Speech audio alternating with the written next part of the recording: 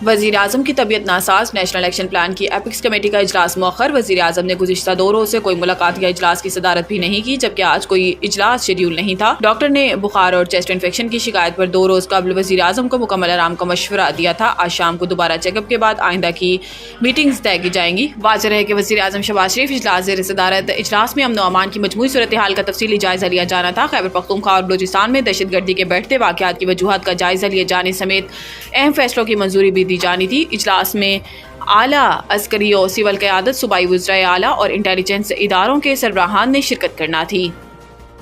आईनी बेंच 50% से ज़ायद वोट लेने वाले उम्मीदवारों को कामयाब करार देने की दरखास्त जुर्माने के साथ खारिज। जस्टिस अमीनुद्दीन खान की सरबराही में 7 रुकनी आईनी बेंच ने मुख्तलिफ मुकदमात पर समाअत की। Justice Ayesha Malik, justice Jamal Khan Mandokhel, justice Mohammad Ali Mazhar, justice Hasan Azhar Rizvi, justice Naeem Akhtar Afghan और जस्टिस मुसरत हलाली बेंच में शामिल हैं। आईनी बेंच ने बेबुनियाद मुकदमातबाजी पर दरखास्त गुजार को 20,000 जुर्माना कर दिया। दौरान समाअत जस्टिस मोहम्मद मजहर ने रिमार्क्स में कहा कि किस आईनी शिक के तहत उम्मीदवार को इलेक्शन में 50% वोट लाजमी करार दिया जाए। इलेक्शन में डाले वोटों पर कामयाब उम्मीदवार का फैसला होता है और वोटर्स वोट डालने ना जाए, इनका क्या हो सकता है। जस्टिस आयशा मलिक ने रिमार्क्स में कहा कि पहले बताया जाए दरखास्त गुजार का कौन सा बुनियादी हक मुतासिर हुआ है और आइन के किन आर्टिकल्स की खिलाफ वर्जी हो रही है। जस्टिस जमाल मंदोखेल ने कहा कि अगर नया कानून बनवाना है तो सुप्रीम कोर्ट के पास इख्तियार नहीं।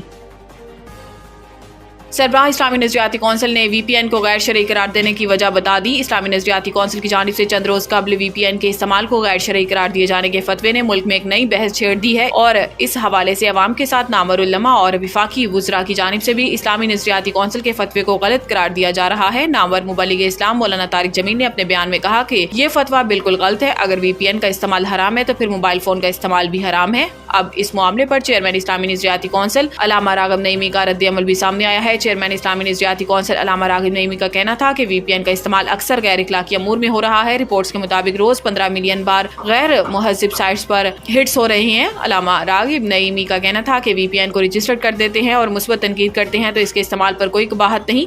इन्होंने मिसाल देते हुए बताया कि जिस तरह लाउड स्पीकर अगर मुतलका एक्ट के खिलाफ इस्तेमाल होगा तो इस पर पर्चा भी होगा और सजा भी होगी। रजिस्टर्ड या गैर रजिस्टर्ड VPN से गैर मुहज़्ज़िब मवाद और गलत प्रोपेगेंडा किया जाए तो गैर शरई होगा। स्टॉक एक्सचेंज में रिकॉर्ड साथ तेजी, इंडेक्स 95,000 पॉइंट्स की बुलंद तरीन सतह अबूर कर गया। कारोबारी हफ्ते के पहले ही दिन बाजार हिस्स में कारोबार का आगाज 386 पॉइंट्स की तेजी के साथ हुआ, जिसके नतीजे में KSE 100 इंडेक्स 95,000 पॉइंट्स की सतह अबूर करके 95,150 पॉइंट्स की बुलंद तरीन सतह पर आ गया। बाद हज़ाम PSX में तेजी का रुझान जारी रहा और 470 पॉइंट्स की तेजी के साथ 100 इंडेक्स 95,240 पॉइंट्स की नई बुलंद तरीन सतह पर पहुंच गया। पाकिस्तान स्टॉक एक्सचेंज पर जबरदस्त तेजी का रुझान है और इस दौरान PSX में कारोबार के नए रिकॉर्ड कायम हुए हैं।